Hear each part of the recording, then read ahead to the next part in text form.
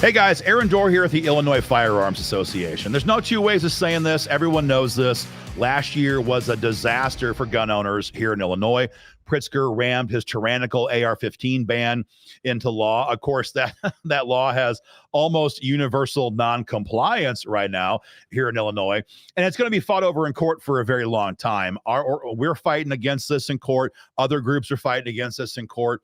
That fight goes on. And for some gun owners, there might have been this hope that, hey, Pritzker has checked the box. If he wants to run for president, which we keep hearing about, he can hold up this tyrannical law and say, hey, I did this, and he can please the commie left wing of his party. Maybe he'll let it go. Maybe this year we'll see no more threats against our gun rights. And I certainly empathize with that desire, but I have to tell you, what we are hearing right now, guys, in Springfield is very much the opposite. In fact, what we're being told is that Pritzker may yet this session have his allies unveil mental health gun control legislation for Illinois. I'm going to break down what this bill is, what its history is, where it came from, how we can help stop it. But if you're pressed for time, whatever else you do, hit the link below or above this broadcast and make your voice heard in opposition to this bill. So the context here is pretty straightforward. The radical left wing of the Democrat Party, which is pretty much almost all of them right now here in Springfield, they got blood in their mouth after last year. And what we're being told is they want to go on now and push for more and more and more. Not all of them. I'll get to that in a few minutes, but many of them. And what they want to do right now is a mental health gun control law that would require you and I to sit with and be examined by some purple-haired psycho state-approved mental health professional, whatever that even means these days, to see if we are qualified mentally to own a firearm. What does that mean? What does that exam look like? We have no idea. Nobody does.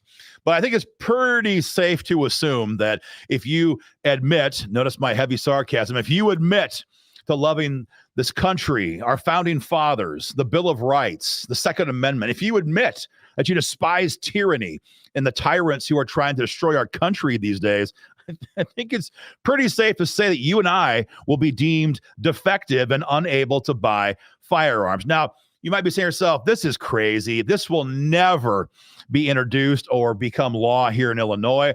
And to that I say, hold up. What's happening right now is the lawmakers on the left are patterning this concept after legislation that's already on the move right now today in New York State. They have not passed this yet in New York State, but they have this bill on the move in the Senate and the Assembly in New York, and they are now sharing this bill with leftist governors all over America. And so we're hearing that Illinois might do this, that Washington State might, and other blue states might do this yet this session. So this is not new. It's just new here in Illinois. If you're thinking to yourself, this sounds like abject tyranny from the last century, that's because that is exactly where this concept came from. Last century, dictators around the globe, in Russia, in China, in India, in Germany, they deemed, and many other countries, just to be clear, they deemed their political opponents as mentally defective.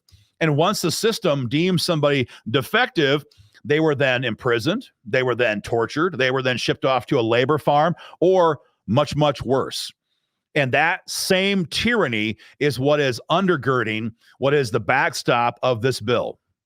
I think we're all having to realize now for the first time in our lifetimes is that the tyrants in our country have the same tyrannical desire to dominate over the citizens as the dictators of last century did. That is the hatred that fuels bills like this. And so, guys, that's how it's going to work. That's where it's coming from. And that's why we need you guys to take action, hit that link, and make your voice heard so your lawmakers here in Springfield know you are 100% opposed to this. Now, some of you might throw up your hands and say, what is the point? We couldn't stop last year's AR-15 ban. How can we stop this year's tyranny or next year's tyranny? Well, I'll give you two reasons for this. Number one, anybody who has kids or grandkids or hopes to have them someday, for all the young folks watching, you don't have a choice to check out. Our forefathers defended our freedom, and they passed it down to us. And it's now our job to defend freedom for our children and our grandkids to pass it down to them. This debt of honor, we can't just check out of because things are bad. And more practically, more tangibly right now here on the ground in Springfield is the fact that there is a decent number of Democrats who, while they're 100% pro-gun, they're 1,000% pro the idea of them remaining in office. And they're already concerned that defending last year's vote to ban AR-15s is going to cost them.